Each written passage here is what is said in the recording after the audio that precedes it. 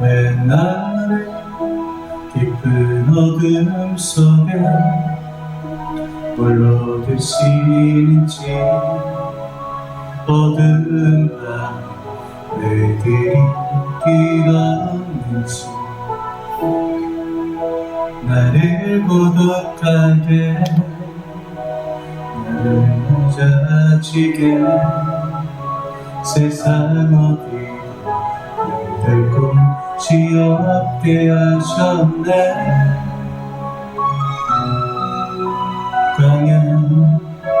광야에 서 있네.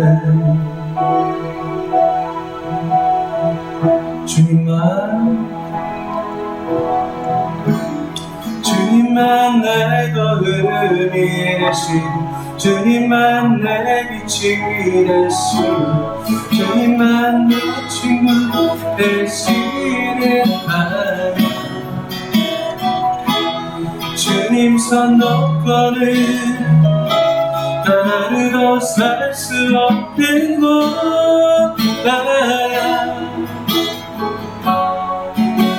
광야에 서 있네.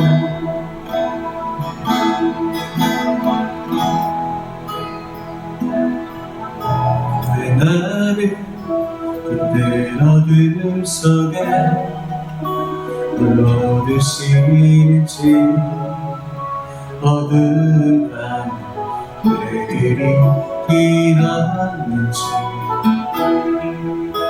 나를 고독하게, 나를 낮아지게, 세상 어디도 될 곳이 없게 하셨네.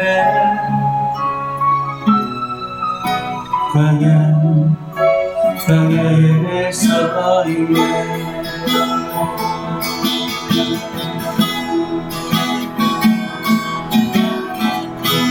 주님만 내 도움이 되시고, 주님만 내 빛이 되시고, 주님만 내 친구 되시는 하나님. 주님 손 놓고는 하루도 살 수 없는 곳,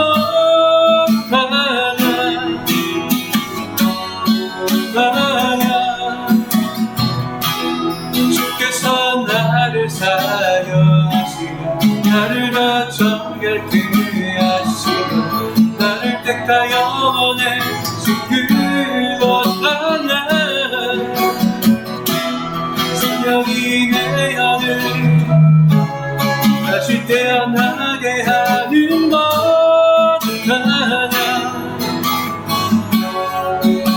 광야에서 주님만 내 도움이 되시고,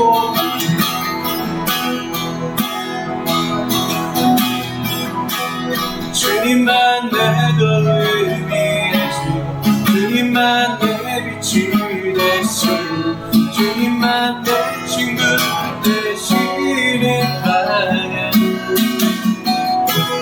주님 손 놓고는 하루도 살 수 없는 곳,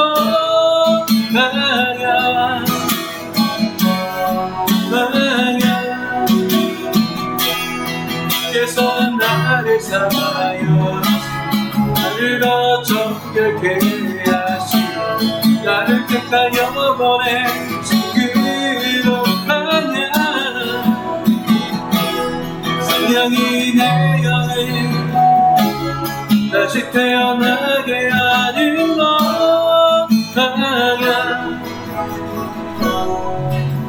광야에 서 있네.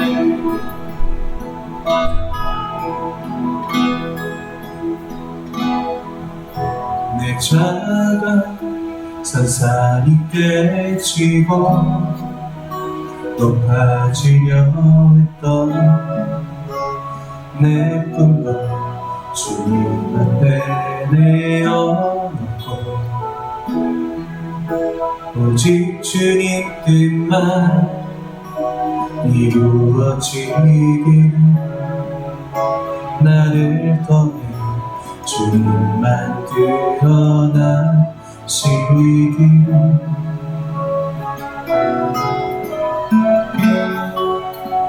광야를 지나며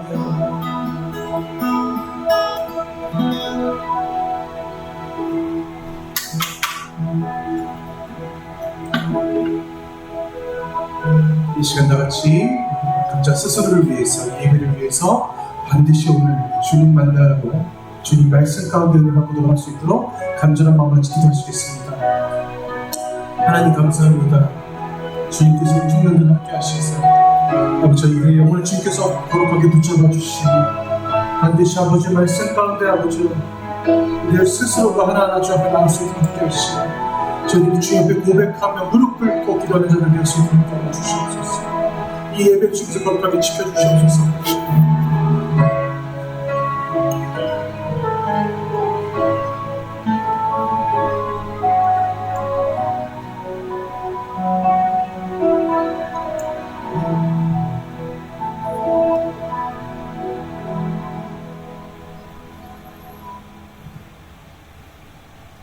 다같이 사도신경 하시겠습니다. 나는 전능하신 아버지 하나님 천지의 창조주를 믿습니다. 나는 그의 유일하신 아들 우리 주 예수 그리스도를 믿습니다. 그는 성령으로 잉태되어 동정녀 마리아에게서 나시고 본디오 빌라도에게 고난을 받아 십자가에 못 박혀 죽으시고 장사된 지 사흘 만에 죽은 자 가운데서 다시 살아나셨으며 하늘에 오르시어 전능하신 아버지 하나님 우편에 앉아 계시다가 거기로부터 살아있는 자와 죽은 자를 심판하러 오십니다. 나는 성령을 믿으며 거룩한 공교회와 성도의 교제와 죄를 용서받는 것과 몸의 부활과 영생을 믿습니다. 아멘. 다같이 기도하시겠습니다. 하나님 감사합니다. 주님께서 오늘도 이 거룩한 날 우리 청년들 불러주시고 이들 가운데 주님께서 말씀을 주시기로 작정하시며 주님께서 약속하신, 주님께서 언약하신 그 은혜대로 저희들이 살아갈 수 있기를 간절히 소망합니다. 늘 부족하지만 주님께서 채워주시며 이끌어주시며 이들의 인생 가운데 주님께서 깊숙이 관여하셔서 오로지 저희들이 주님만을 바라보고 살아가는데 조금도 부족함이 없도록 함께하여 주시옵소서. 오늘 주님께서 주시는 이 말씀 따라 살기를 간절히 원하며 이 모든 말씀 예수 그리스도의 이름으로 기도합니다. 아멘. 네, 오늘 말씀 민수기입니다. 민수기 1장 1절에서 4절까지의 말씀. 민수기 1장 1절에서 4절.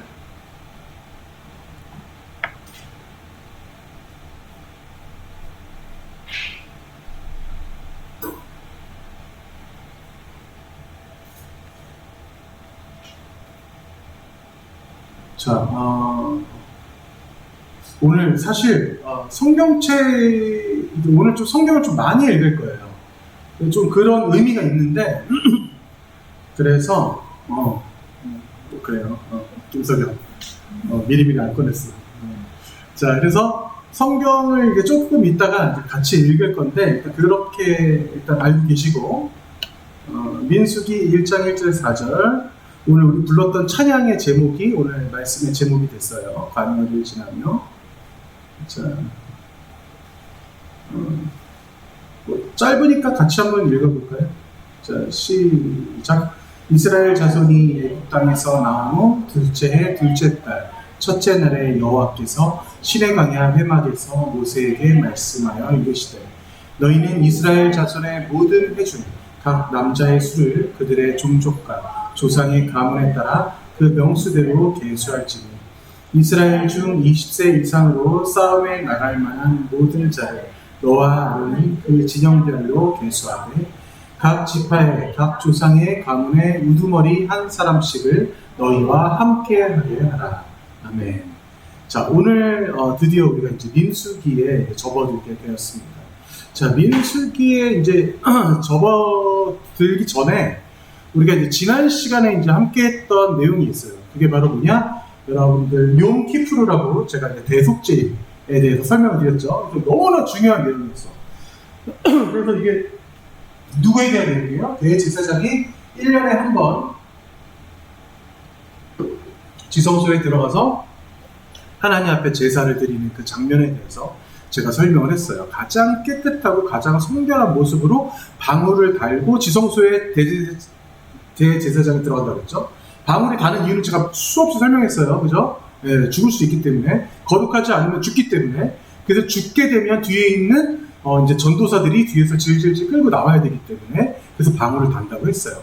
그렇기 때문에 가장 거룩한 모습으로 법궤 앞에 서서 그 법궤에 그날 잡은 전혀 흠없는 제사 그 제물에 그 피를 받아다가 그 네구팅의 그 법궤 구석에다가 이제 피를 발라서 하나님 앞에 제사를 드리는 장면에 대해서 설명했습니다. 그런데 제가 뭐라고 얘기했어요? 제사를 잘 드리고 나서도 대제사장이 안전하지 않다고 그랬어. 죽을 수 있다고 그랬어요. 어떻게 하면 죽어요? 그 자리에 그 지성소에 계속 머물렀을 때 죽게 된다고 그랬어요. 네. 가장 깨끗한 모습으로 있었는데 왜 죽게 된다고 그랬죠? 이것은 우리의 신앙에도 고스란히 알려주는 모습입니다. 어떻게 죽어요? 바로 하나님의 자리에 계속 머무르는 것 자체가 가장 부정한 것이다. 내가 죄를 지어서 내가 더러워서 부정한 것이 아니라 내가 가장 거룩한 곳에 내가 그 자리에 앉으려고 하는 것이 가장 부정한 것인 거예요. 여러분들 혹시 뉴스에서 봤나 모르겠지만 감히 하나님한테 어떠한 목사가 하나님 까불면 죽어 뭐 이런 말을 했죠. 하나님 까불면 죽어. 얼마 전에 제가 설명했던 사람이에요. 네, 나라에서 500억을 받은 사람. 네, 500억의 그 자신의 그 교회 부지 땅에 값어치를 인정받은 사람. 아, 참 안타까워요. 오늘 뉴스 기사에 사실 또 나왔어요, 그 사람이. 네, 그 어떤 여기자가 그 교회에 그 인터뷰하러 갔는데 그 여기자를 그 교회 장로들이 폭행을 했어요. 네, 질질 끌고 내보냈는데 쫓아버렸어요. 정말 미치겠어요. 전 진짜 너무 창피해 죽겠어. 그 교회가 제발 매스컴에 좀 안 나왔으면 좋겠어요. 정말 너무 크리스찬으로서 너무 창피한 일인 겁니다. 정말로. 아, 참 그런 실정에 있지만서도 우리 스스로는 정말 주님 앞에 바로 설 수 있기를 정말 간절히 소망합니다. 자, 일단 민수기 들어가야 돼요.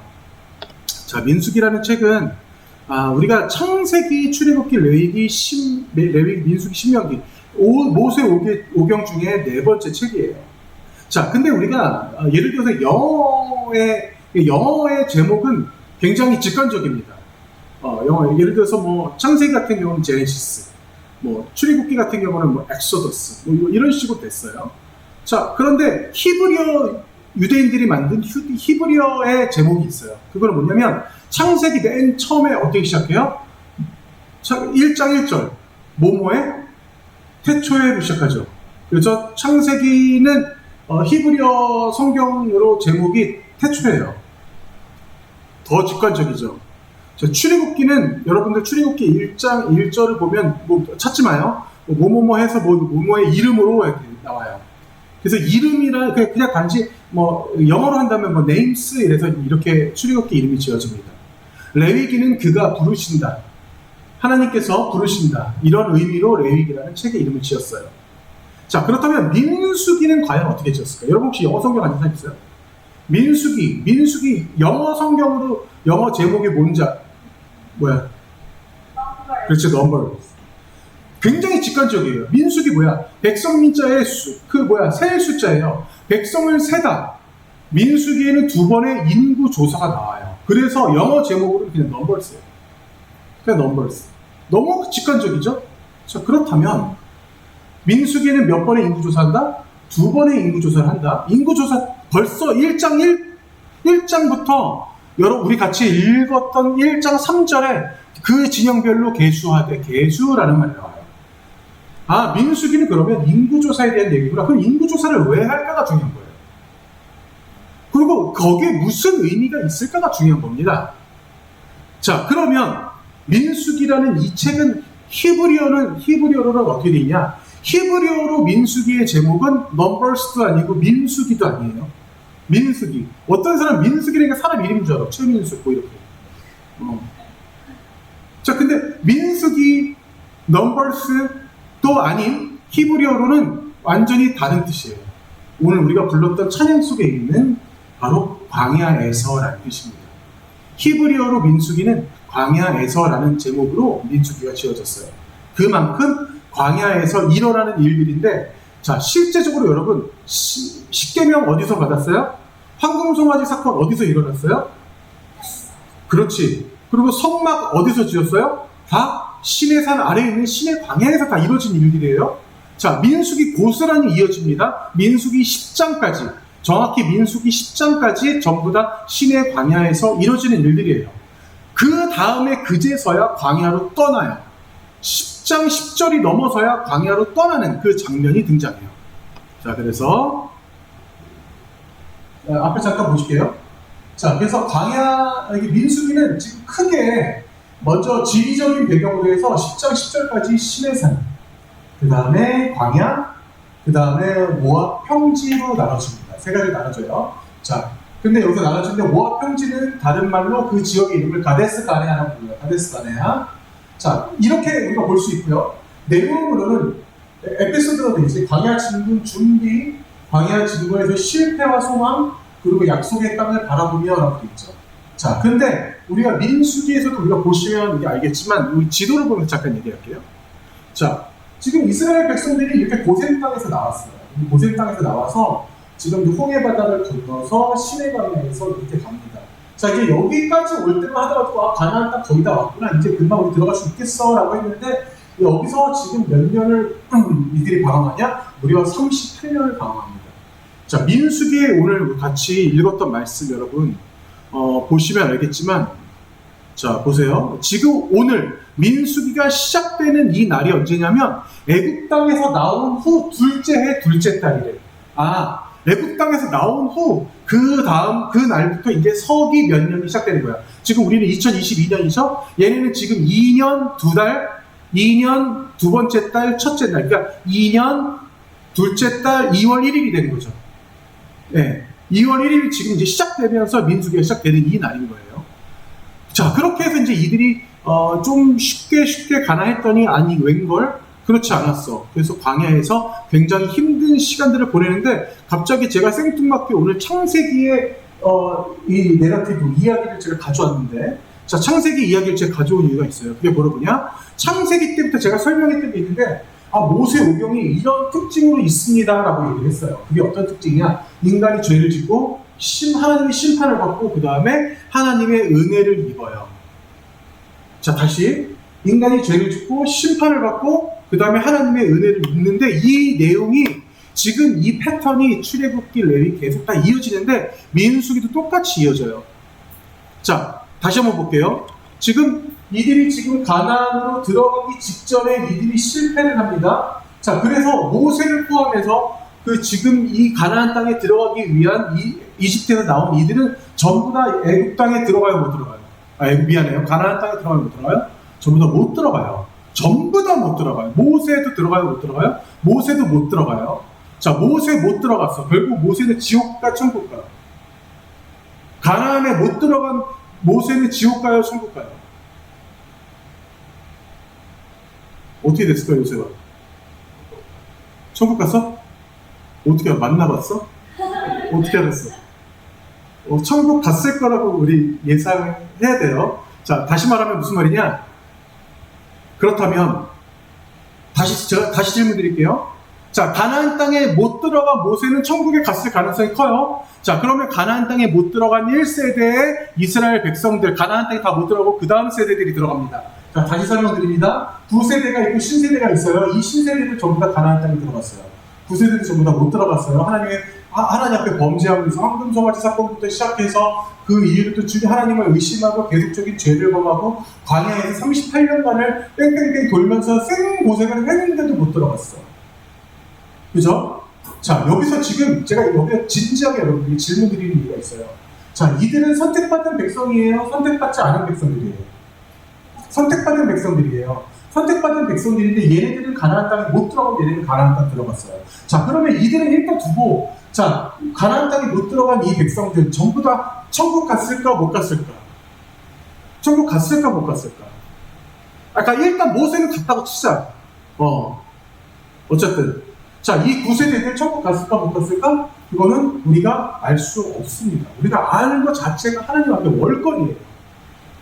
내가 이렇게 답하면 혹자들은 뭐라고 얘기하냐면 아유, 그렇게 말도 안 되는 소리가 어딨어? 그래도 무책임하게 말하면 어떻게 해요? 라고 말하는 사람도 있어요. 무책임한 게 아니라 하나님 앞에서 내가 이들이 천국 가냐 못 가냐를 논하는 것 자체가 무책임한 거야. 감히 내가 뭐라고 이들이 천국 가냐 못 가냐 내가 어떻게 알아? 안 그래? 이들은 천국 가지 않으면 못 가요. 근데 하지만 중요한 게 뭔지 알아요? 진짜 중요한 건 뭐냐면 이들은 하나님 앞에 선택받은 민족이라는 거예요. 아, 그러면 무슨 말이야? 하나님 앞에 받았음에도 불구하고 우리는 천국에 못 갈 수도 있다라는 그 결론이 나오는 거예요. 제가 이 부분에 있어서 여러분들이 강조하는 건 뭐냐면 이게 바로 우리의 인생의 공식이 되는 것 중에 하나가 출애굽 내용이 굉장히 중요하게 나오는 거거든요. 나는 선택을 받았지만 내 자유의지로 인해서 제가 자유의지에 대해서 여러분들에게 한번 같이 논한 적 있었죠? 내 자유의지에 의해서 내가 하나님의 은혜를 저버리고 내가 다른 길로 가서 오늘 고스란히 교회 밖을 나가서 내가 하나님이 원치 않는 길로 가서 그 길대로 그대로 가면서 천국에 못 갈 수도 있는 거예요. 자, 하나님이 나를 선택했지만 우리는 절대 하나님의 선택에서 벗어날 수는 없어요. 하지만 그렇기 때문에 하나님께서는 우리를 선택하셨지만 내 거부로 인해서 그 은혜가 여러분 어떻게 된 줄 알아요? 보세요. 그 은혜가 다른 데로 퍼져갑니다.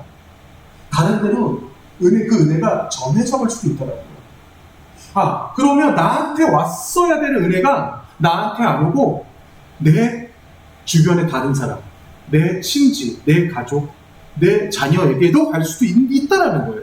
이게 성경적인 어떠한 핵심이면서 어떠한 흐름 중에 하나예요. 자, 그런데 이게 무서운 말인 건 뭐냐면 하나님의 은혜를, 넘치는 은혜를 굳이 내가 안 받고 나에게 멀게 하여 주시옵소서, 저에게 안 주셔도 됩니다라고 할 이유는 조금도 없는 거죠. 그죠? 근데 그 전형적인 모습을 우리는 모세오경에 있는 이스라엘 백성들을 통해서 볼 수 있고 또 그것들을 통해서 우리 스스로도 때로는 우리 주변들을 통해서 그러한 모습들을 실제로 우리는 볼 수 있기도 합니다.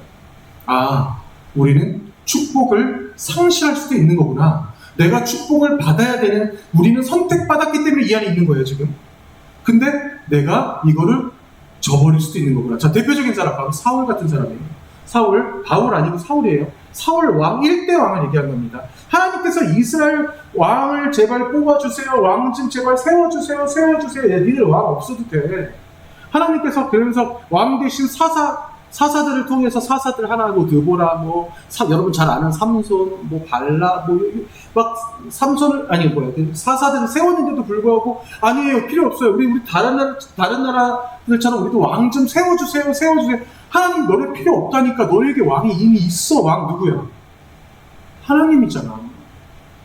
너희들 이미 왕이 있는데 왜 자꾸 왕을 뽑아달라고? 아니, 필요 없어. 사람 왕 뽑아주세요. 그래, 알았어. 그럼 내가 기름 부어줄게 하면서 첫 번째 왕에게 아주 하나님께서 완벽하게 허우대도 멋지고 잘생긴 애 하나 뽑아서 기름 부어주십니다. 그 사람이 누구예요? 바로 이스라엘 1대 왕, 바로 사울이에요. 사울 선택받았어요, 안 받았어요? 선택받았죠. 선택받았어요. 전형적인 모습인 거예요. 선택받았지만 사울 어떻게 됐어요? 사울은 우리가 성경을 통해서 보게 됐지만 100% 이 사람은 지옥 갈 수밖에 없는 자예요. 뒤로 가면 갈수록 귀신 받아들이죠. 네, 무당 구타죠. 나중에 하나님은 고사하고 하나님이 계시는 그 존재 자체를 아는 사람이 왜 그래? 아는 사람이 하나님을 완전히 무시하고 죽음 자체도 어떻게 죽어요? 자기 스스로가 병 걸려 죽거나 늙어 죽는 게 아니라 자기가 자기 스스로를 죽게 만든, 칼을 세워놓고 그 위에 엎어져요. 자살해 죽어요. 하나님께서 제일 싫어하는 꼴보기 싫은 짓만 골라서 하게 되는 거죠. 이런 것들, 그리고 제가 오늘 여러분들과 공통질문, 지난주 공통질문에 대해서 제가 조금 설명을 드릴 건데 그건 이따 예배 끝날 때쯤 얘기할 거예요. 우리가 제사상에 올라온 제사밥들, 그런 음식을 먹는다거나 우상 숭배한다거나 안 해도 되는 행동들을 하는 것들, 이런 것들이 전부 다 하나님의 축복을 우리 스스로가 막아버리는 행위가 되는 겁니다. 이미 우리는 선택받은 자들인데 우리가 선택받지 않은 자들과 똑같이 행동하는 거예요. 자, 지금 민수기에 나오는 내용들을 제가 지금 얘기하고 있는 거예요. 자, 두 번째 민수기에는 어떤 내용이 나오냐? 바로 불만이 나옵니다.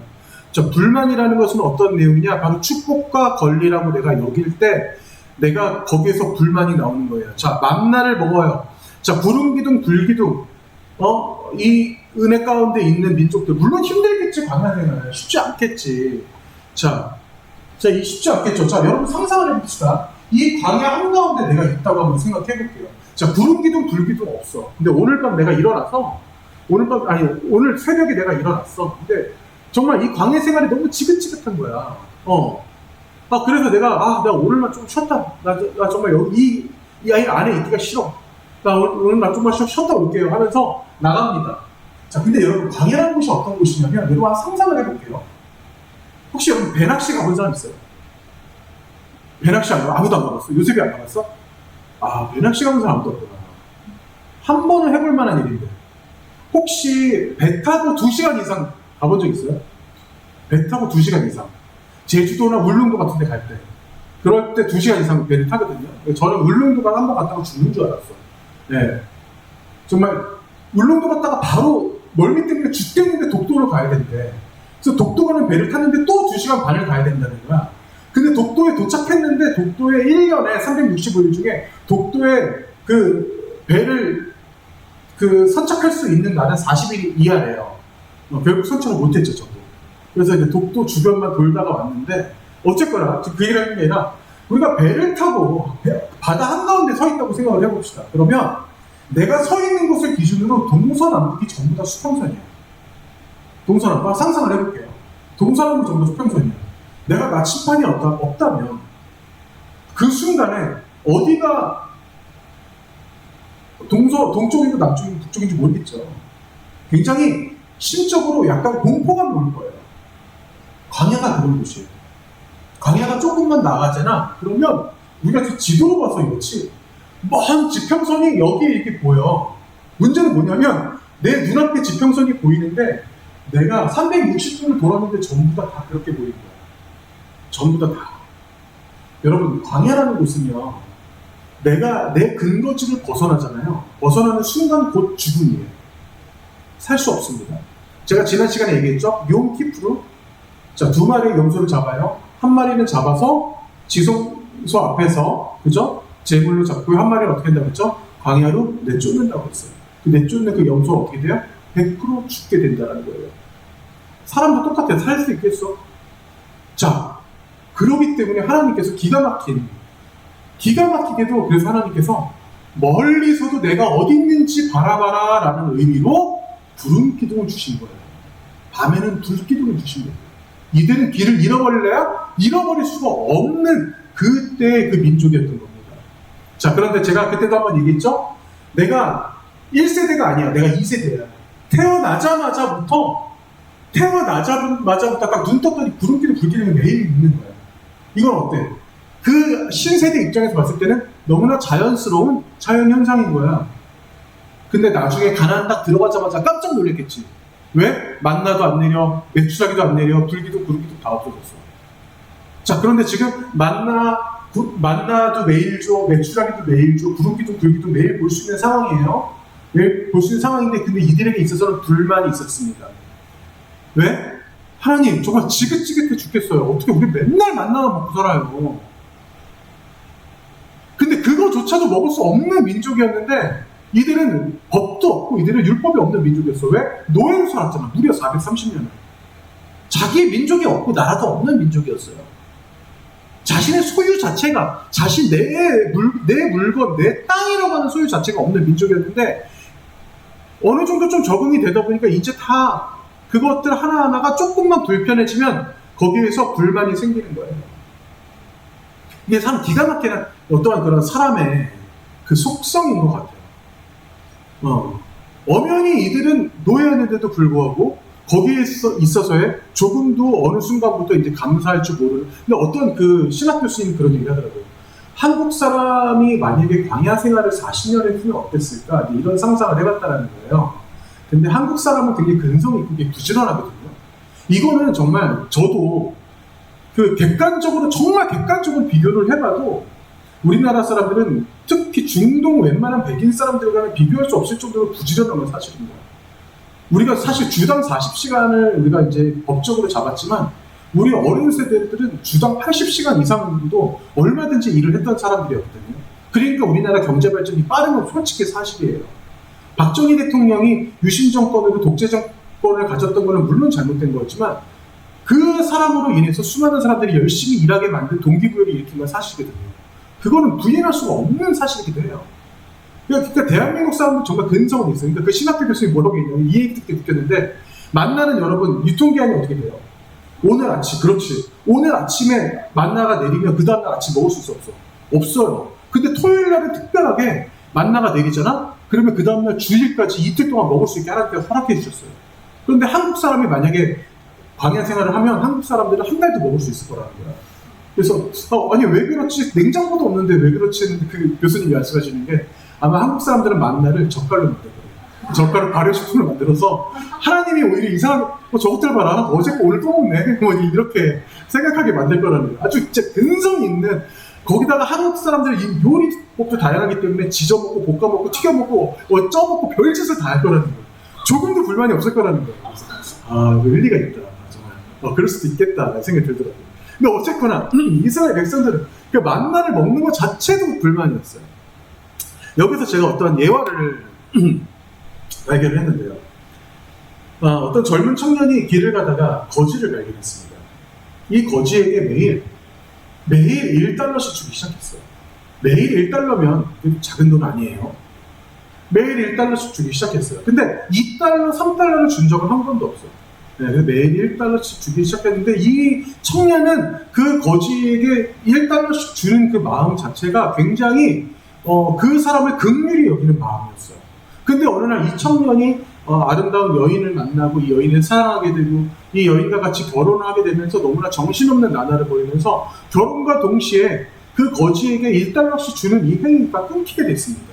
잘 못하게 됐어요. 물론 뭐 어떤 금전적인 부족함도 있었고 시간적인 여유도 없었고 그래서 몇 달이 지나서 결혼 생활이 조금 안정될 때쯤 돼서 딱 갑자기 생각이 난 거예요.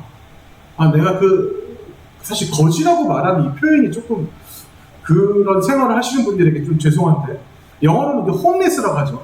이 홈리스인 분들에게 이제 그 분을 딱 찾아가려고 딱 마음을 먹었어요. 딱 갔어. 그래서 1달러를 딱 드렸어요. 그때 그분이 딱 보더니 굉장히 이제 반가운 얼굴로 얼마나 반갑겠어. 몇 달 만에 나타났으니까. 이 반가운 얼굴로 그동안 어디 계셨어요? 그래서 제가 결혼도 하고 제가 정말 정신이 없어서 제가 당신에게 찾아올 수 없었습니다. 정말 죄송해요. 근데 하지만 이제부터 찾아오도록 할게요. 그러면 지금까지 근데 여기서 거지가 뭐라고 말하냐면 그러면 지금까지 제 돈으로 먹고 사셨네요. 이렇게 얘기를 하는 거예요. 이 거지 입장에서는 자기가 받아야 될 돈을 가지고 이 청년이 지금까지 자신의 아내와 행복하게 먹고 살았다고 인식을 해버린 거예요. 그 돈은 매일 나한테 왔어야 될 돈인 거야. 감사가 하나도 없는 거지. 당연했던 거야. 그 돈이 자신이 받아야 될 당연했던 거예요. 갑자기 이 사람 입장에서 섬찟했을 것 같지 않아요? 순간? 네. 그러면 당신은 몇 달 동안 제 돈 가지고 먹고 살았네요? 이렇게 말했다라는 거예요. 네. 굉장히 황당한. 자, 그런데 이 사람이라는 것은 여러분, 그만큼 만족과 감사가 사라질 때 굉장히 불만이 쉽게 옵니다. 그러한 모습을 보고 하나님께서 이들에게 심판을 내리십니다. 그래서 이 가데스 바네아에서 며칠이나 갈 수 있는 그 가나안을 물론 이렇게 볼까요? 제가 얘기했죠. 여기 아말렉과 블레셋 민족이 여기 이렇게 버티고 있어요. 이런 모양으로. 그래서 이렇게 갔어야 했어요. 여기 지금 사해 바다가 있고 여기 지금 요단강이 있죠. 그래서 나중에 이렇게 이제 올라가서 요단강을 치고 여리고성을 들어가는데 저기서 38년 동안 살게 만드는 하나님의 심판으로 그들이 가나안 땅에 못 들어가게 되는 겁니다. 그런데 기가 막힌 거는 우리는 또 이면적으로 봤을 때 이 희망과 축복은 여러분 믿음 다음에 내가 주님을 믿었다고 해서 바로 오는 게 아니에요. 때로는 우리에게 시련이 오고 때로는 우리에게 심판 같은 어떤 그런 어려움들이 오기 때문에 그 축복을 제대로 우리가 기억할 수 있는 겁니다. 나에게 어려움이 있기 때문에 주님께 감사할 수 있는 거예요.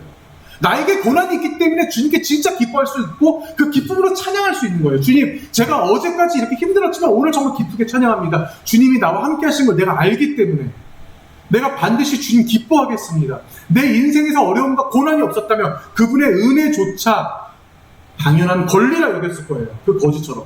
그 홈리스 했던 사람처럼 나에게 어려움과 고난이 없었다면 나는 그분의 은혜조차 내 당연한 권리라고 여겼을 거라는 아주 우리 스스로도 정말 망각할 수밖에 없는 그런 처지. 인간이라는 것은 그런 처지에 있는 사람들인 거예요. 굉장히 우리의 부족함을 나타내는 거죠. 자, 우리가 오늘 2절에서 4절 가운데 보면 군대에 갈 수 있는 징집 연령 20세를 잡았어요. 여러분 300이라는 영화 봤는지 모르겠어요. 스파르타. 여기서도 똑같이 로마 군인들도 옛날에 20세 이상의 남성들을 군대 갈 수 있는 연령을 잡았습니다. 로마 같은 경우는 17세를 잡았어요. 우리나라 같은 경우는 만 19세를 지금 잡고 있어요. 거의 지금 비슷하죠. 자, 그러면서 3절 보면 너와 아론에게 라고 나옵니다.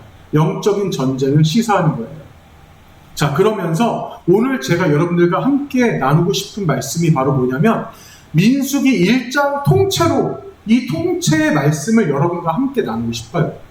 자, 민수기 1장을 여러분 보시면 민수기 1장 오늘 읽었던 우리 말씀 5절부터 보시면 누가 나오냐면 여러분들이 좀 어색한 그런 이름들이 나와요. 그래서 르우벤의 어떤 그런 12지파의 대표들이 나옵니다. 그 다음에 시므온의 대표, 지파 하나하나의 대표들이 하나하나 나와요. 그 사람들의 이름이 거기에 15절까지 아니 20절까지 계속 등장하면서 나와요. 이렇게 구구절절 하나님께서 하나하나 그들의 이름을 오늘 민수기 1장에 모세를 통해서 적게 만드셨어요. 자, 지금부터 우리가 할 작업이 있어요. 자, 22절, 1절 잠깐 볼게요. 21절, 22절. 제가 읽고요. 23절, 24절. 혜윤이가 읽고요. 이렇게 돌아갈 거예요. 두 절씩 돌아가면서 한번 읽을 건데, 자, 보세요. 21절부터 어디까지 읽냐면, 46절까지 같이 읽을게요. 46절까지 같이 읽을 건데, 조금 길어요. 조금 긴데, 제가 이 작업을 할까 말까 처음에 고민하다가 너무 민수기 1장에서 제가 사실 많은 은혜를 받았어요. 이게 왜냐면 여러분들이 성경을 어떻게 읽느냐가 되게 중요한 것인데, 자, 여러분 지금 보세요. 5절 잠깐 볼래요?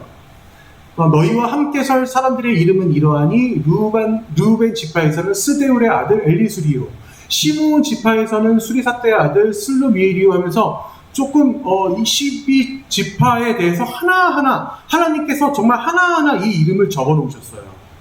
자, 그 이유가 있습니다. 쭉쭉쭉 넘어갈게요. 그래서 자, 20절 끝에 보면은 각 남자를 그 명수대로 다 계수하니 21절 제가 읽습니다.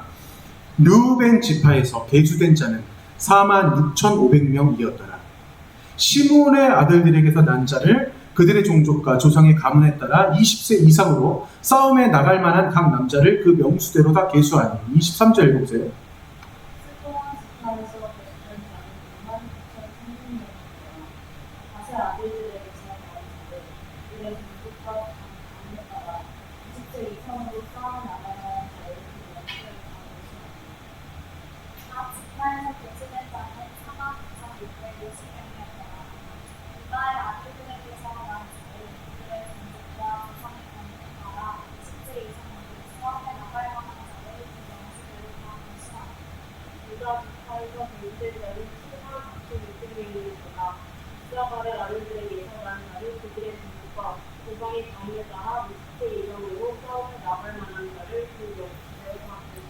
잠깐만요. 우리 조금 더 여러분 이 말씀들 계속 반복이거든요.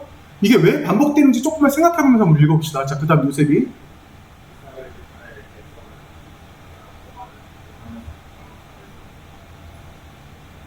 30절.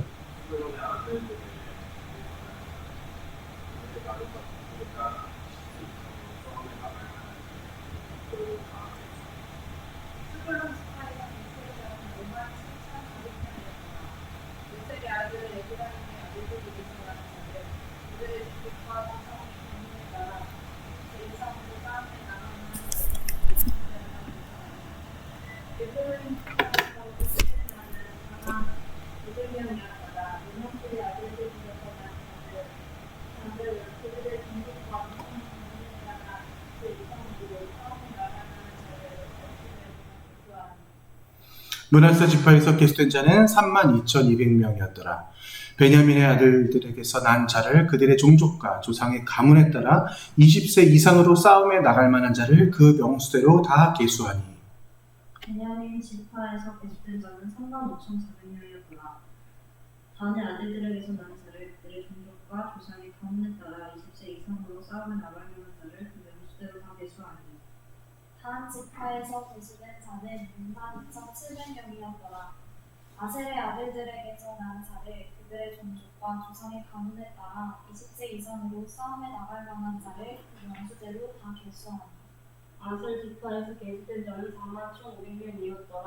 납달리의 아들들에게서 난 자를 그들의 종족과 조상의 가문에 따라 20세 이상으로 싸움에 나갈 만한 자를 그 명수대로 다 계수하니. 요셉이? 납달리.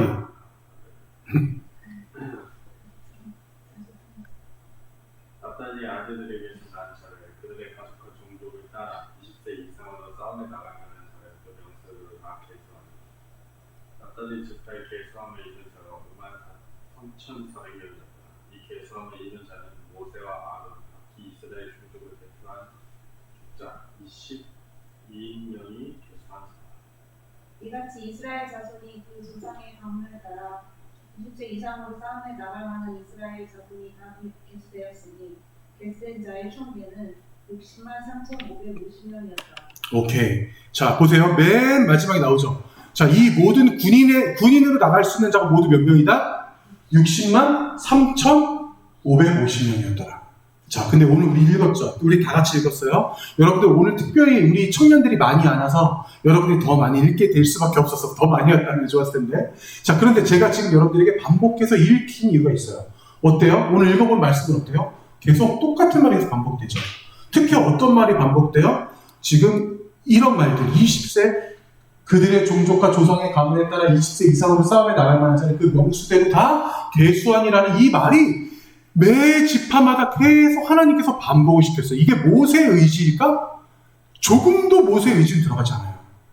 하나님께서 제가 사실 이 말씀을 준비하면서 저는 이 부분에서 이 부분을 읽고 읽는데 계속 제가 오늘 어떤 말씀을 내가 전할지 알기 때문에 내가 너무 은혜가 되는 거예요. 자, 오늘 말씀 볼게요. 이 말씀을 여러분 읽은 말씀을 정리할게요. 보세요. 지파의 순서대로 나옵니다. 루벤, 시므온, 갓, 유다, 이사갈, 스불론, 에브라임, 가스, 베냐민, 단, 아셀, 납달리 모두 몇 개예요? 당연히 12개예요. 그죠? 자, 그런데 인구 조사를 해봤더니 여러분 오늘 다 읽었어요. 여러분 다 읽은 거예요. 46,500명, 59,300명, 45,650명 전부 다 그 인원들이 구체적으로 나와서 총 인원이 이렇게 66명이 넘게 나옵니다. 여러분 우리나라 군인 몇 명인지 아는 사람? 우리나라 군, 육해군 가합해서 우리나라 군인들도 60만 명이에요. 우리나라 군인들도. 근데 이들은 전체 인구가 230만 명인데 20세 넘는 자들을 추출했다 보니까 그래도 꽤 많이 나왔죠. 그래서 이렇게 60만 명의 인구가 나왔어요. 자, 두 번째 인구조사는 우리 아직 읽지 않았어요. 읽지 않았는데 제가 일단 가져왔습니다. 43,730명, 22,200명, 45,500명, 76,500명. 자, 쭉 한번 보실래요? 숫자들 한번 대충 비교해 보세요. 대충 비교해 보시면 유독 인원이 뚝 떨어진 지파가 있어요. 어디예요? 시므온 지파죠. 시므온은 하나님 앞에서 저주를 받은 지파였어요. 그 인원도 그만큼 떨어집니다. 그렇지만 하나님께서 기가 막히게 그 인원들을 그렇다고 크게 줄이지는 않으셨어요. 예. 자, 그러면 이들이 어떤 위치에 있는지 봅시다. 오늘 우리가 같이 읽지는 않았지만 21절 이전까지의 말씀들이 다 여기 있어요. 뭐 누구의 아들, 뭐 이 사람이 조상과 그 우두머리, 그 지파의 대장, 지파의 대장 다 나왔습니다. 이렇게 나왔어요. 자, 그러면 우리가 여기서 지금 12지파라고 하는 것을 우리가 대충 알기로 12지파는 누구의 아들들을 표상화한 거죠? 누구의 아들? 누구의 아들? 야곱의 아들들인 거예요. 근데 야곱의 아들들 중에 야곱의 아들들 제일 유명한 사람 하나 있잖아요. 이집트 총리가 된 사람. 요셉 어디 갔어? 12명 중에 최소한 요셉은 있어야 되는 거 아니야? 자, 여기서 우리가 잠깐만 조금만 더 내용을 살펴볼까요? 여기서 우리가 뭘 살펴봐야 되냐면 루벤, 시므온, 갓, 유다, 이사갈, 스불론까지. 내가 여기 체크했어야 되는데. 자, 르우벤부터 스불론까지는 전부 다 야곱의 아내 레아의 자손들이에요. 야곱의 아내 레아가 누구예요? 바로 이 라헬의 첫 번째 언니. 제가 언젠가 이거 설명하면서 그 테스 얘기한 적 있었죠. 테스라는 소설 설명한 적 있었잖아요. 그래서 테스의 주인공이 테스를 안고 가면서 내가 한 명의 라헬을 위해 세 명의 레아를 보냈어. 뭐 이런 멋있는 말 했지만 어떤 누군가들은 별로 안 좋아했어요. 자, 어쨌거나 이렇게 지금 레아의 자손들이 있고요. 그리고 에브라임, 므낫세, 베냐민까지가 이제 라헬, 누구야? 야곱이 가장 사랑했던, 가장이라는 말이 쓰기가 좀 그렇다. 정말 자신에게 있어서는 정말 자기의 평생을 바쳤던 그 여인 한 명 때문에 21년을 장인어른 밑에서 일할 수밖에 없었던 그 사랑하는 여인, 바로 라헬의 자손들인 거예요.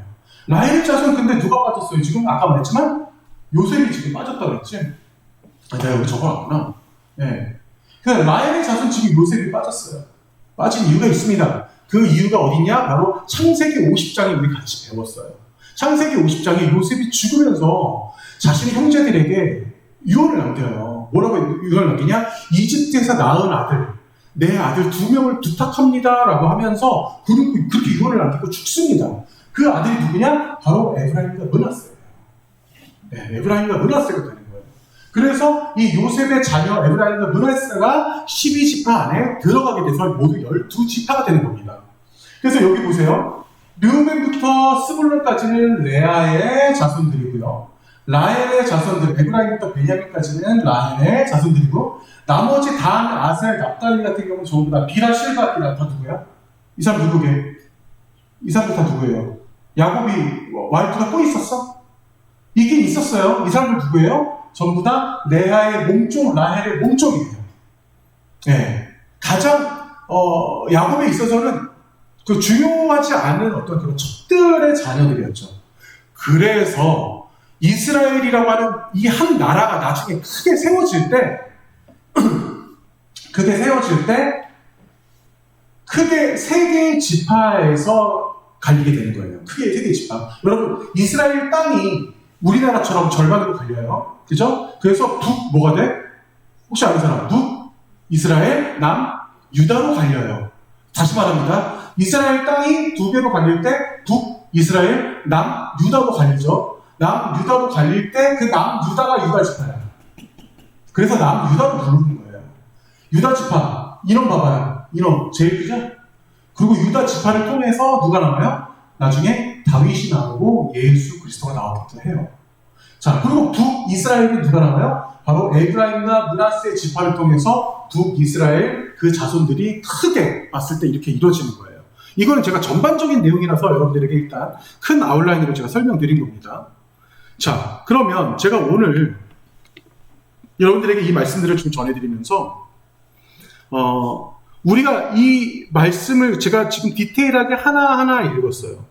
제가 이 디테일하게 제가 하나하나 읽은 이유가 있습니다. 오늘 우리가 말씀을 읽어봤더니 21절부터 46절까지 읽으면서 계속 똑같이 말씀이 반복이 돼요. 하나님께서 왜 그렇게 반복적인 말씀을 주셨을까? 하나님께서 왜 지금 이 모세를 통해서 지금 그냥 똑같이 그냥 말씀하시는 대로 그들의 종족과 조상의 가문에 따라 20세 이상으로 싸움에 나갈 만한 자를 그 명수대로 다 계수하니 그 명수대로 다 계수하니 하나님께서 만드신 이유는요 뭐냐면 이 말씀을 읽는 자들이 앞으로 1년, 2년 뒤에, 100년, 수천 년 뒤에, 그 이후로도 더 4,000년 뒤, 바로 지금 우리가 이 말씀을 읽는 우리에게 시사해주기 위한 거예요. 우리가 모세오경을 처음에 시작할 때 보면은 여러분, 이집트로 들어가는 이스라엘 민족이 모두 몇 명이었는지 혹시 알아요? 그들이 처음 이스라엘 백성들이 노예로 잡히기 전에 그 이스라엘 백성들이 들어갈 때 70명으로 시작을 했어요. 70명으로 시작을 했는데 지금 보세요. 군인으로 지금 징집될 수 있는 인원만 60만 명이 넘었어. 이거는 뭐예요? 하나님께서 그냥 없어져도 되는 나라를 완벽한 나라로 하나님의 계획 아래에서 하나하나 차곡차곡 쌓았다라고 하는 하나님께서 거기에 그 의미하심을 지파 하나에 다 부으시는 거예요. 이 말씀을 읽는 그 각각의 지파들이 얼마나 은혜가 됐겠어. 이 말씀을 읽는 그 지파의 그 두령들, 그 지파의 그 우두머리들이 얼마나 은혜가 됐겠어. 그리고 이 말씀을 읽는 그 자손들, 예를 들어서 지금 오늘 나오는 유다의 자손들, 단의 자손들, 시몬의 자손들 다 마찬가지일 거예요. 그 자손들이 여기에 계수된 인원들을 보면서, 와, 70명밖에 안 됐던 우리의 조상들이 이렇게 인원이 이렇게 늘어났고, 이렇게 구체적으로 하나님께서 작성하게 만드셨구나. 하나님께서 이 한 글자 한 글자를 모세를 통해서 적으시면서 거기에 디테일한 하나님의 사랑, 아주 세밀한 하나님의 사랑, 그리고 꼼꼼하게 너네들을 내가 지켜주겠다라고 하는 하나님의 그 사랑하심이 그 안에 들어가 있는 거예요. 그렇기 때문에 민수기 1장을 제가 여러분들에게 함께 오늘 안 읽을 수가 없었던 겁니다. 똑같은 말을 하나님께서 왜 이렇게 반복적으로 적어두셨을까? 그거 저도 사실 고민했어요. 그런데 그 안에는 하나님께서 이렇게 우리 하나하나를 이미 처음부터 하나님의 계획하심 아래 하나님께서 준비하셨다는 것에 굉장히 큰 의의가 있는 거예요. 나는 지금 내 마음대로 살고 있는 것 같지. 나는 지금 내가 선택한 대학교 나와서 내가 그 선택한 대학교 다니면서 내가 내 앞길 내가 알아서 꾸리는 것 같지. 하나님께서 여러분들과 함께 하시며 하나님의 그 계획 아래 하나님께서 꼼꼼하게 세세하게 여러분들 인생을 계획하신다는 사실들을 절대 잊지 마셔야 된다는 거예요. 오늘 여러분들과 제가 말씀을 마무리하면서 어떤 영상 하나 보여드릴 거예요. 제가 이 영상, 이 캐나다에서 만든 영상인데 옛날에 공항에서 본 적이 있어요. What would you do?라고 하는 여러분이 이 영상 알아요? 혹시 본 사람도 어쩌면 있을 수도 있어요. 이게 제가 사실 요즘에 영어 공부를 하고 있어요. 제가 어차피 여러분들 이제 알게 되기 때문에 말씀드리는 거지만 제가 11월 이후에 제가 이제 캐나다로 갑니다. 그래서 제가 이제 유학을 결정을 했어요. 그래서 이제 영어를 지금 공부하고 있는 가운데 영어 공부하면서 조금 지겹고 힘들 때마다 영어로 된 영상들을 유튜브로 제가 끄집어서 봐요. 근데 설교를 준비하는 중에 이 영상을 딱 봤는데 너무 은혜가 되고 너무 갑자기 또 눈물을 흘릴 정도의 그런 은혜가 되는 거야. 이게 영어로 되어 있긴 한데 제가 중간중간에 조금 제가 설명을 드릴게요. 이거 에피소드가 어떤 상황이냐면 옛날에 우리 목사님도 좋아하는 그 프로였는데 지금은 없어진 프로 중에 젠틀맨이라고 하는 프로가 있었어요. 우리나라도. 그 젠틀맨이라는 프로가 이 프로를 따라한 거였어요. 어떤 상황이냐면 어떠한 그 실제로 있을 법한 상황들을 만들어서 그 안에 액터들을 2-3명을 거기다 심어놔. 그래서 이 사람들이 말도 안 되는 그런 상황들을 막 꾸며 그 사람들이 하는 행동을 밖에 있는 외부인들이 보면서 과연 어떤 행동을 하거나 어떤 말을 할까 어떤 이런 현상들을 보는 그런 프로예요. 근데 오늘 에피소드는 어떤 상황이냐면 어떠한 이제 그 마트에서 대형 마트에서 캐셔가 어떤 노인을 맞이했는데 이 노인이 80세가 넘는 노인이었어. 근데 이 노인이 돈을 내야 되는데 뭐 12점 몇 달러 나왔거든. 근데 동전을 우르르 꺼내놓는 거야. 근데 동전을 우르르 꺼내놓고 세지도 못하고 있는 거예요. 그랬더니 이 캐셔가 지금 뒤에 사람들 기다리는데 언제까지 이러고 있으실 거예요. 이게 구박을 줍니다. 근데 하나하나 세고 있으니까 그거 언제까지 그거 세실 거냐고. 카드 없냐고. 카드 없다고 하니까 계속 또 면박을 주는 거예요. 노인이. 그랬을 때 과연 다른 사람들이 어떠한 액션을 보일까라는 내용이에요. 같이 한번 볼게요. 제가 짧게 좀 편집을 해왔어요.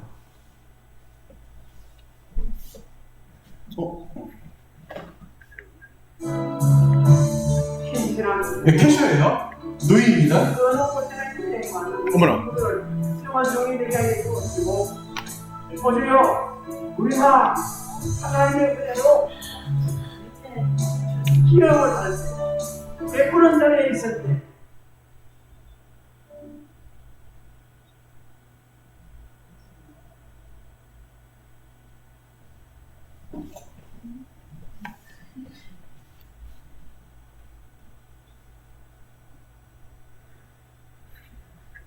이게 왜 안 나오지? You know, sir, we don't have all day. All we do. 잠깐만요.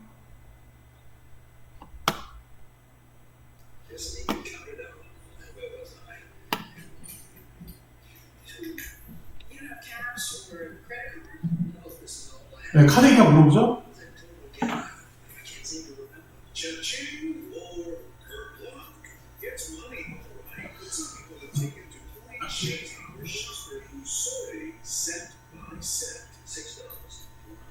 자, 이제 여기서 재밌는 어떠한 고객이 나와요.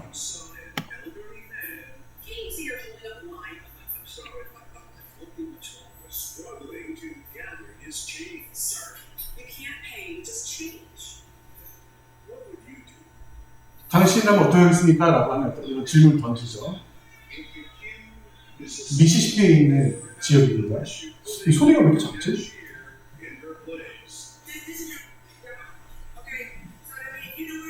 지금 이 사람은 캐주얼을 보면서 화가 났어요. 얼굴도 좀 재밌게 생긴 여자예요. 네. 뭐라 그래요? 나 오늘 하루 종일 기다릴 수 있어요. 네, 걱정하지 마세요. 얘기를 하는 거죠. 그 다음 말이 또 기가 막혀요. 우리 할머니도 있는데, 난 당신 같은 캐주얼을 보면서, 여기 나와요. 당신의 뭐뭐뭐 같은 얼굴을 펀치로 때려주고 싶다. 이렇게 얘기를 해요. 근데 진행자가 나오니까 깜짝 놀라죠, 지금.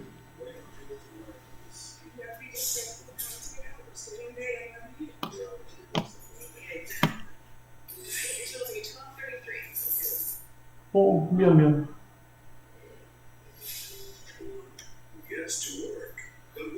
자, 이 흑인은 아무 말도 없이 계속 동전을 세주고 있어요. 그랬더니 캐셔가 당신 이 사람 아니야. 계속 쿠사리를 줘. 근데 한마디 안 하고 계속 돈만 세요. 자, 저 여성이 오늘 주인공입니다. 가만히 보고 있다가 2센트가 모자르다고 나와요. 그랬더니 이 여인이 와서 2센트를 던져주고 가요. 여기서 중요해. 여러분, 여기서 중요해요. 여기 지금 밑에 자막으로 보세요. 보이세요? 당신이 그에게 왜 돈을 줍니까? 그랬더니 나는 충분히 돈을 줄 수 있어요. 그러면서 뭐라고 그래요? 하나님도 매일 나를 도우시는데 내가 왜 그를 못 뒀습니까? 라고 얘기를 하는 거예요. 와, 저 여기서 너무 감동했어. 그러면서 그 다음 이어지는 거 봅시다. 굉장히 화를 내죠. 저 사람도 당신의 고객입니다. 어떻게 당신이 그렇게 자세히 취할 수 있습니까? 그래서 고맙다고 갓블레스 이런 사람은 이때 이제 진행자가 나타나요. 이 진행자가 나타나니까 이 여성이 이제 보고 서로 어이없어 하면서 눈물을 흘리는 거예요. 자신이 화를 냈던 그 상황에 대해서 이제 눈물을 흘리는 거예요. 어떻게 사람들을 도울 수 있었냐고 물어보니까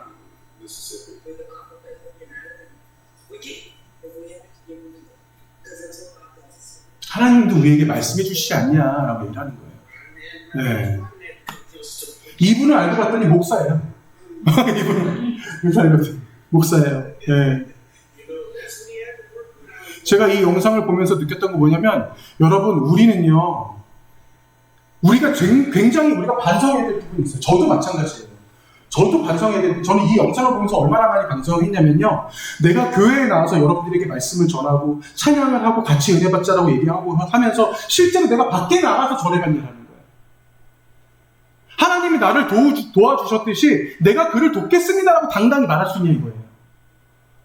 하나님이 나를 매일 지켜보고 계신데, 하나님 매일 나를 지켜보고 계시고 나와 함께 하시는데 내가 이렇게 살 수 있겠습니까? 나는 주님의 이름으로 살겠습니까? 어떻게 당당히 저 여성처럼 내가 말할 수 있냐 이거예요. 저는 저 영상을 보면서 정말 기가 막혔어요. 하나님도 매일 나를 도우시는데 내가 어떻게 그 사람을 안 돕습니까? 그깟 $2, 2센트 이거 주는 게 뭐가 어렵냐 이거예요. 네. 이게 여러분 우리의 삶에서 나와야 되는 거예요. 교회에서만 주님 외치는 것이 아니라, 교회에서만 주세요 외치는 것이 아니라 우리의 삶에서 진짜 이 삶 가운데 나와야 되는 겁니다. 그게 광야예요. 여러분, 교회는 광야 아니에요. 엄밀히 따지면. 정말 하나님께 제가 늘 말씀드리죠. 예수 그리스도께서 이 땅에 오셨을 때 뭐라고 그랬어요? 교회의 빛과 소금이 되라라고 한마디도 안 하셨어요. 어디에 빛과 소금 돼야 돼? 세상의 빛과 소금 역할을 하라고 주님께서 말씀하십니다. 우리가 그만큼 무너져야 되고 희생해야 돼요. 우리가 그만큼 짓밟혀야 돼요. 때로는 그게 억울하고 내가 왜 이렇게 살아야 돼 할 수도 있겠지만, 거기에서의 주님께서 우리에게 주시는 그 큰 축복과 희망과 그 소망이 있다는 것을 우리는 알아야 되는 겁니다. 말씀을 마무리하면서 광야에서 살아남는 매일 여러분 감사해야 됩니다. 감사하지 않는 이유는 아까 말씀드렸죠. 불만이 있기 때문이에요. 불만이 있다는 건 뭐예요? 주님 주신 것에 대해서 내가 온전히 감사하지 않기 때문이에요. 그분의 계획하심 여러분 하나하나 다 계획하고 계세요. 질서 있게 주님께서 계획하시면서 여러분들에게 꼼꼼하고 세밀하게 여러분들의 인생 가운데 함께 하실 겁니다. 진정으로 여러분 이렇게 한번 해보세요. 물론 어려운 거 내가 100% 나도 잘 못해, 이런 거 잘 못하는데, 저는 아까 그 영상의 그 여성을 보면서 생각이 난 거예요. 내가 굉장히 저도 40년 넘게 살면서 되게 안타까웠던 게 뭐냐면 나랑 가장 내가 정말 너무나 내가 사랑하는 그 친구 있거든. 근데 여러분들도 가장 사랑하는 친구 있을 거야. 근데 이 친구들이 여러분들이 나이를 먹어가면서 그 친구의 우애가 더 깊어진다. 왠줄 알아요? 어느 날 뒤돌아보면 나 저 친구랑 20년 같이 했네. 어느 날 뒤돌아보면 나 저 친구랑 30년 같이 했네. 그 연차가 늘어나면 늘어날수록 그 친구에 대한 애정과 그 친구에 대한 사랑이 더 깊어져요. 그런데 제가 어느 순간에 제가 이 말씀을 준비하면서 저 스스로가 주님 앞에 회개를 했어요. 제가 뭘 회개했는 줄 알아요? 제가 진짜 사랑하는 그 친구 한 번도 손잡고 기도해 준 적이 없어요. 내가 진짜 주님의 사역자라고 말하는 사람이 한 번도 그 친구 손잡고 기도해 본 적이 없어. 정말 마음은 뜨거운데. 더 가까이 나가볼까요? 내 엄마, 내 아버지, 내 형제자매 붙잡고 기도해 본 적 있어요? 우리가 그들을 위해서 정말 진정하게 기도해 줄 수 있는 그런 사람들이 내 실생활 안에서 나와야 되는 거예요. 제가 민수기 이 한 권을 여러분들에게 그냥 제가 갖고 왔듯이 어떤 내러티브를 가지고 1장은 이렇습니다, 2장은 이렇습니다, 3장은 이렇습니다 하고 전해주기 무슨 의미가 있어? 아무 의미 없어요.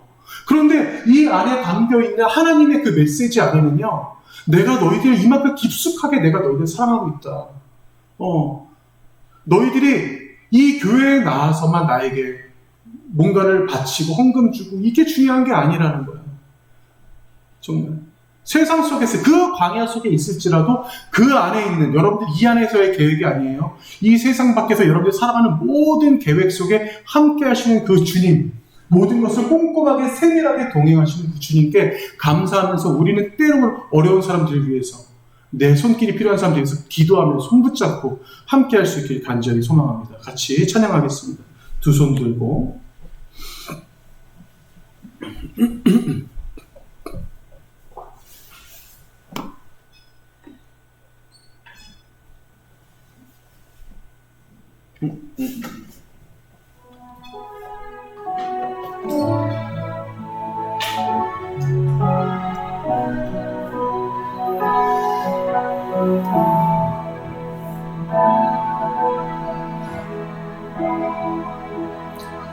두 손 들고 찬양합니다.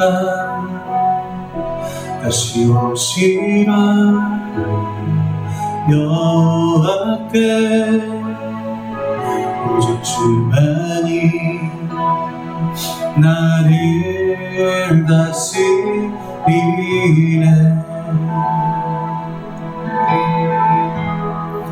나 주님만을 섬기리. 헛된 마음 버리고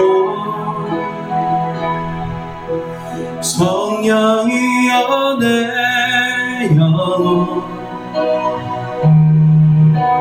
충만하게 하소서.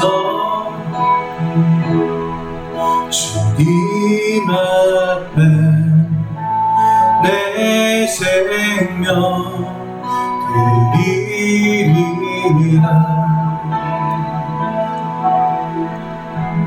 주님만을 섬기리. 헛된 마음 버리고 성령이여 내 영혼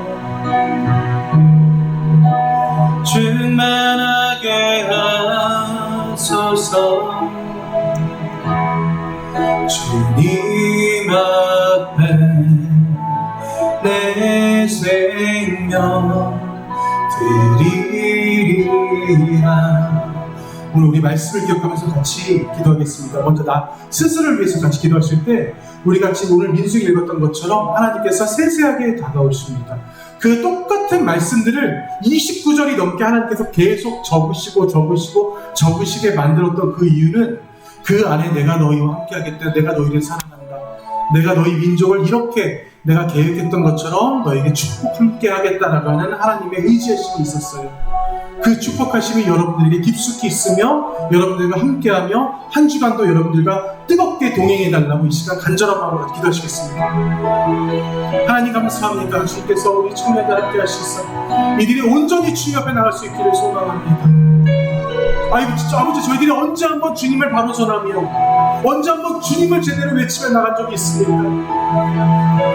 저희들 주님께서 매일같이 저희들을 불꽃 같은 눈동자로 지켜보시고 저희들을 도와주신다고 고백한 적 한 번 없는 아버지 저희들의 무지함을 주님께서 용서하여 주시옵소서. 온전히 아버지와 붙잡고 나갈 수 있기를 간절히 소망합니다. 아버지의 그 은혜를 기억하며 아버지의 사랑을 기억하며 나갈 수 있기를 소망합니다. 이 세상 속에서 저희들이 진정한 주님의 빛과 소금 역할을 할 수 있도록 함께 하시고 오로지 저희들이 주님만을 향한 아버지 그 마음 가운데 구할 수 있도록 주님 도와여 주시옵소서. 이곳의 고인자들을 주님께서 기억하여 주시고 함께 하시며 이들이 언제 어디서 무엇을 하든 간에 반드시 주님만을 바로 전하며 나가는 자들 될 수 있도록 함께 주시옵소서. 아버지께서 이끌어 주시며 주께서 이들의 가족까지도 붙잡아 주시고 저희들도 언제나 그 간절한 마음으로 주 앞에 나갈 수 있도록 주께서 함께 주시옵소서. 주께서 도와여 주시며 주께서 이끌어 주시옵소서.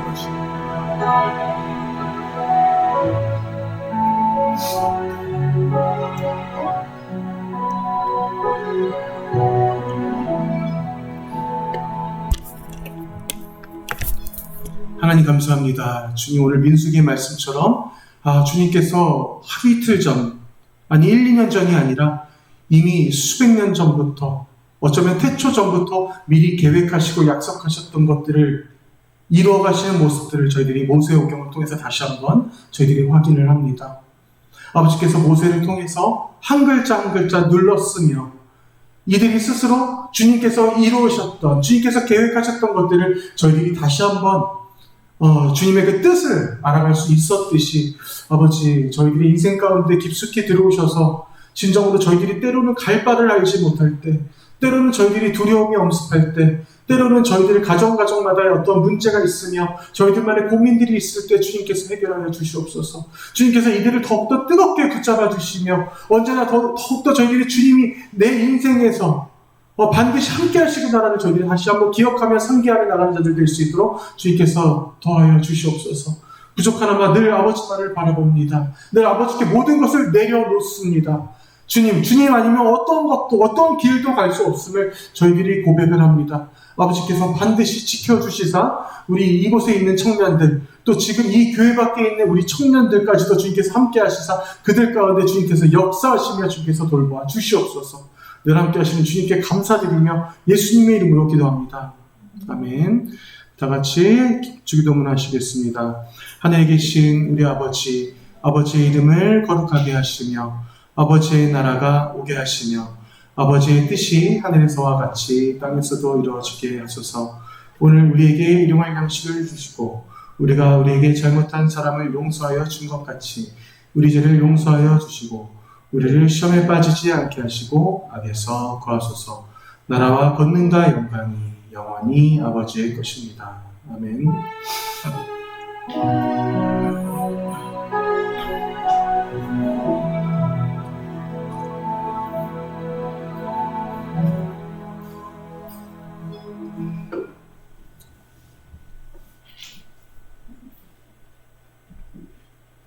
네, 광고를 하면서 지난주에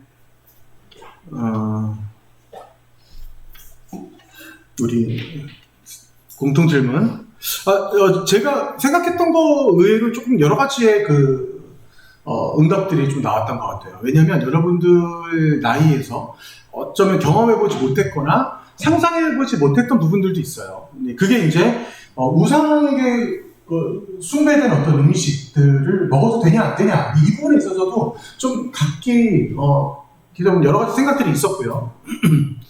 그 두 가지 제사를 지내는 가정의 배우자와 결혼을 하였다. 이 부분이 상당히 재밌었는데 왜 결혼을 해야 돼요? 이제 이런 것부터 시작해서 근본적인 것부터 벌써 이제 부인하고 들어가는 경우도 많았고요. 그리고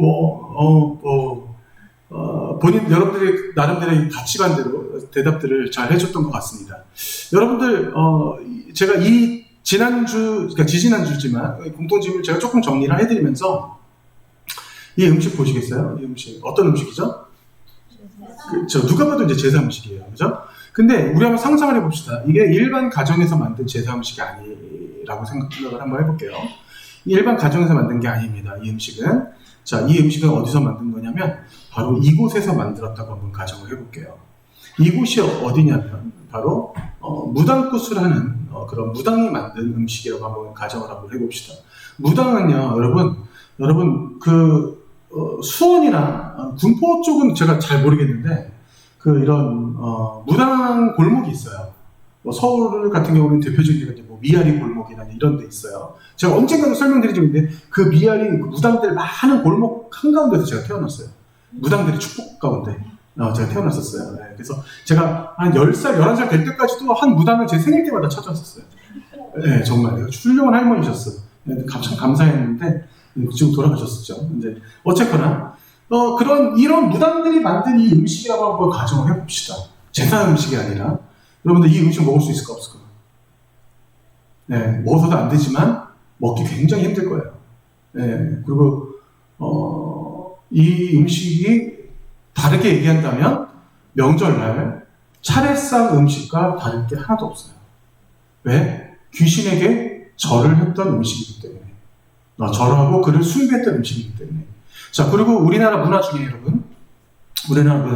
차를 사거나 집을 사거나 요즘도 이런 사람들이 많이 있어요.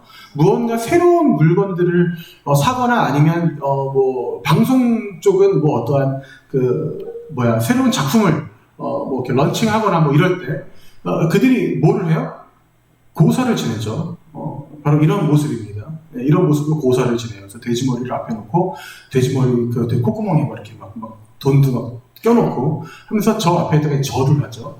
이 또한도 다 똑같이 한국의 단지 그냥 우습게 지나갈 만한 어떤 그런 미신들이라고 하지만 문제는 저 앞에 절을 하죠.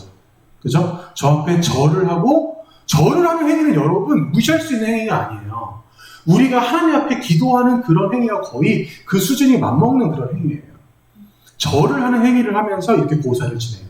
자, 우리 조금 더 디테일하게 한번 들어가 볼까요? 조금 더 별거 아닌 것 같지만 여러분들 결혼을 앞둔 어떠한 가정이 있다고 우리 한번 생각을 해봅시다. 요즘은 많이는 안 하는데 뭐 지금도 아주 안 한다고 할 수는 없어요. 그게 바로 뭐냐? 결혼할 때 신부 집에 일주일이나 2주 전에 뭐를 가지고 들어가요? 뭐를 가지고 들어가지? 다 아는 사람들 알죠? 뭐를 가지고 들어가게? 돈? 돈을 포함한 뭐 폐물 같은 것들을 다 담은 함을 가지고 들어가죠. 그죠? 함을 가지고 들어가요. 근데 함을 가지고 들어갈 때 이 함을 가지고 들어가는 사람이 보통 신랑의 친구입니다. 이게 굉장히 유쾌하고 굉장히 재미나게 그날 하루를 보내요. 그래서 친구들이 우르르 이 함을 지고 가면서 함 발짝 갈 때마다 뭐 돈을 뭐 더 줘야 되고 뭐 이런 것들이 있어요. 그러면서 그날 하루를 재밌게 보내는데 이게 물론 이건 실제인데 어떤 연예인 알죠? 누군지 어떤 이 연예인의 실제 결혼 함을 갔던 모습 중에 하나지만 실제로 이 함진압이라고 불러요. 함진압이라고 부르죠. 이 신랑의 친구인데 함을 진 상태에서 오징어로 얼굴을 가려요. 이게 옛날에 조선시대 때는 오징어 같은 게 이제 귀했기 때문에 그때는 스스로 얼굴을 칠했어요. 얼굴을 못 알아보게 하기 위한 행위예요. 오징어 자체가 중요한 게 아니에요. 그럼 누구한테 못 알아보게 하기 위한 거냐? 바로 귀신이 못 알아보게 하기 위한 행위예요. 우리나라 전통 문화입니다. 귀신이 못 알아보기 위한 행위로서 함을 지고 이렇게 들어가요. 함을 지고 이렇게 들어가서 함을 신부 집에 놓죠. 신부 집에 놓고 그 함을 얼마나 궁금해 뭐가 있는지. 그죠? 여성들 같은 경우는 되게 궁금할 거예요. 거기에 온갖 폐물들이 다 있어요. 뭐 반지, 귀걸이, 부터 시작해서 화장품, 거기에 많이 넣는 사람들은 수천에서 1억까지도 넣고요. 적게 넣는 사람들은 1,000만 원에서 2,000만 원 이상에 해당하는 그 폐물들이 그 안에 다 들어가 있어요. 자, 근데 여러분 돈이 중요한 게 아니야. 그만큼 받으려고 생각하지 마. 알겠죠? 자, 그게 중요한 게 아니에요. 자, 근데 이걸 열기 전에 하는 행위가 있습니다. 그거를 함을 열기 전에 하는 행위가 뭐냐? 바로 이런 박을 갖다가 문 앞에 놓고 이 박을 깨트려요. 근데 제가 알기로는 이걸 아마 신부가 깨트릴 거예요. 제가 여기서 잠깐 헷갈리는데 어쨌거나 이 박을 깨트리는 행위래요. 이것도 왜 깨트리냐? 이거를 깨트림으로 해서 귀신이 이 집에 이 가정에 들어오지 말라고 하는 어떠한 주술적인 행위가 되는 거예요. 제가 지금 이 말씀을 여러분들에게 디테일하게 드리는 이유가 있습니다. 여러분들이 결혼할 때 지금 제가 말씀드린 이 모든 것들 지킬까 안 지킬까? 지킬까 안 지킬까? 아무 의미 없어요. 알겠죠? 아무 의미 없습니다. 이것들을 별거 아닌 행위를 가지고 하나님 앞에 여러분들이 범죄하지 말라는 얘기를 하는 거야, 내가 지금. 여러분, 제사 음식 꼭 먹어야 될 상황 없어요. 안 먹어도 돼. 꼭 먹어야 될 상황이 어디 있어? 그깟 음식 자체가. 그거 한 개 안 먹는다고 죽어? 제가 지금 이 말씀 드린 이유가 뭐냐면 여러분들 영혼이 약해지는 행위를 하는 거예요. 그 행동 자체가 절대 여러분들 제사 음식, 제사상에 올라갔던 음식들, 누군가가 절했던 음식들 어떠한 것도 여러분들 절대 탐하지 마세요. 그냥 버려도 좋아요. 그걸 공짜로 받던, 그리고 아까 여러분 우리가 알게 모르게 이렇게 고사상에 올라가 여기에 있는 이러한 이 시루떡, 이 시루떡 같은 것도 여러분 우리가 얼마나 저런 것들 잘 돌리고 잘 받아 먹는 줄 알아요? 저런 것들에 대해서 항상 경각심을 가질 필요가 있다. 물론 모르고 먹어도 되는데 제가 지난 시간에 말했죠. 모르고 먹을 때는 반드시 어떻게 해야 된다? 반드시 기도하고 먹어야 돼요. 모르고 먹었을 경우에는. 기도, 그 성경에 나오는 제가 지금 말씀드리는 거 아니에요? 제가 지금 몇 주 동안 지금 뭐를 가지고 말씀드리는 거냐면 바울 서신에 있는 내용을 가지고 말씀드리는 거예요. 다 바울 서신에 있는 내용들입니다. 여러분들이 모르고 먹을 때는 기도하고 드셔요. 그러면 어떻게 해야 돼? 이 세상의 모든 음식은 다 기도하고 먹는 거예요. 그리고 여러분들이 혹시라도 그러한 여러분들의 영적인 연약함을 탈피하기 위해서 제가 어렸을 때 여러분 하나님을 진짜 제대로 믿고 뜨겁게 믿고 내가 주님을 완전히 만나서 내가 주님 앞에 무릎만 꿇으면 정말 눈물 흘릴 정도로 회심을 했었을 때 이런 제사상 있는 데만 가면 머리가 돌아가겠는 거예요. 이런 제사의 음식들만 보면 머리가 너무 깨질 듯이 아팠던 거예요. 그렇기 때문에 제가 그 어린 나이에 어른들과 싸우면서까지도 그 제사 문화에 들어가지 않으려고 엄청나게 노력을 많이 했어요. 왜냐하면 저희 아버지, 저희 어머니 다 이렇게 제사 문화 속에 있었던 사람들이었기 때문에. 제가 얼마 전에 한나랑도 얘기를 했었는데 한나는 지금 오늘 여러분 선거로 얘기하면 뭐 이렇게 오늘 많이 우리 청년들이 안 나왔지만 많은 청년들이 오늘 조금 뭐 특별하게 자기들만의 좀 시간을 가지고 있는 사람들이 있어요. 그래서 한나도 마찬가지고 민수도 마찬가지고 지금 다른 곳에서 예배를 드리고 있어요. 저한테 다 지금 연락이 와서 다행인데 한나 같은 경우도 좀 그러한 경험이 있어요. 한나 같은 경우도 주변에 친구가 귀신을 보는 그런 친구들이 좀 있거든요. 근데 그러나 뭐 그런 거는 이거 별도이지만 예를 들어서 어떤 외국 같은 데 갔을 때 이제 좀 이렇게 영적으로 많이 다신주의 국가들이 있어요. 그런데 가면은 굉장히 막 머리가 아프거나 힘들다고 하더라고요. 우리가 사람에 따라서 어떤 그런 영적인 기운들을 받는 사람들이 있습니다. 그래서 제가 오늘 질문에 이어서 제가 지난주에 질문에 이어서 오늘 제가 질문을 드렸던 게 물론 같이 나눌 말이 없을 수도 있어요. 1번, 영적인 체험을 해본 적이 있나요? 있다면 말해줄 수 있는 선에서 나눠주세요. 여기서 말하는 영적인 체험이라 대단한 게 아니에요. 뭐 귀신을 봤을 수도 있고 안 봤을 수도 있고 그게 중요한 건 아니지만 아니면 방어를 했다거나 아니면 내가 아는 사람 중에 뭐 어떤 이런 경험이 있다거나 뭐 아니면 어떤 뭐 실제로 어떤 뭐 무당 구슬을 하는 것을 봤다거나 거기서 어떠한 실제적인 어떤 뭐 기적이 일어났다거나 그런 것들에 대해서 그러니까 여러분들이 이제 체험이 있는 사람들은 같이 나눠주시고 없다면 여러분들이 여러분들이 그러니까 주님 안에서 우리가 성경에 나오는 어떤 영적인 인사 어떤 것들이 받고 체험해보고 싶은지에 대해서 같이 나누는 시간을 갖겠습니다. 방언이요, 방언, 통역, 신의 은사, 뭐 영혼 및 사후세계 경험 뭐 여러 가지 것들을 한번 나눠보세요. 시간 많이 갔다. 네. 오늘 아무래도 나눠야 되겠다. 같이 하면 더 길어질 것 같아요.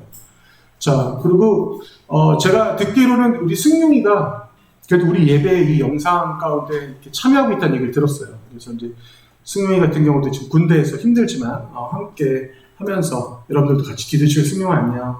기도해주시기 바랍니다. 자, 그러면 세이별로 흩어지겠습니다.